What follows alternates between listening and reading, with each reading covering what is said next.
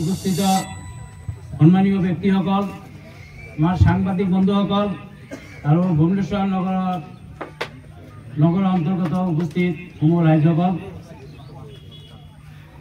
আপোনালোকে মুঠতে গম পাইছে এই পইচাটো RGSৰ পৰা আমাৰ অসম চৰকাৰে দিছে আপোনালোকৰ পঞ্চায়তত নতুন বিল্ডিং কৰাৰ বাবে। সেইটো আজি নহয়, প্ৰায় 6 মাহ 8 মাহ আগতে পইচাটো আহিছে। গোটেই পইচাটো আহিছে, যিখিনি আমাৰ এষ্টিমেটেড এমাউণ্ট আছিল গোটেইখিনি আহিছে। কিন্তু আপোনালোকৰ এইখন পঞ্চায়তত মাটিৰ প্ৰব্লেমৰ কাৰণে হয়তো ইমান দিন পিছুৱাই আছে। আশা কৰি এতিয়া মাটি হৈ গৈছে।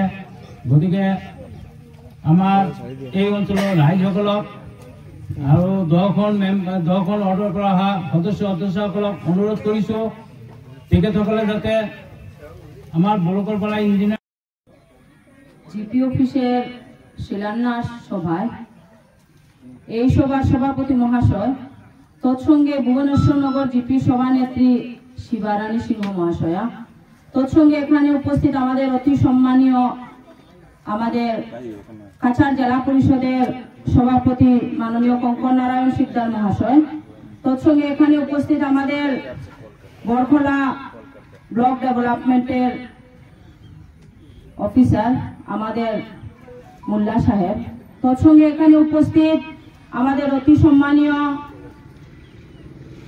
স্টার সিমেন্টের প্রজেক্ট ম্যানেজার বিরজু পান্ডে জি মহাশয়া।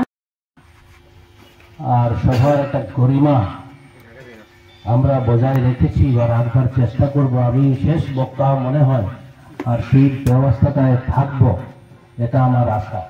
আপনারা আশীর্বাদ করবেন যাতে সেই ভব্যতা বিশিষ্টতা আমরা বজায় রাখি।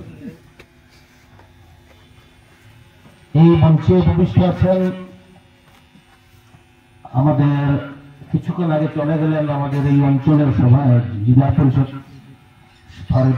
পারভিনী, আমার সঙ্গে আছেন এখানে এই ব্লকের সভানেত্রী মিতা নাথ ভৌমিক। আমরা খুব আনন্দের সঙ্গে এই জিপির শিলান্যাস অনুষ্ঠানটা সম্পন্ন করলাম। আর সেই শিলান্যাস অনুষ্ঠান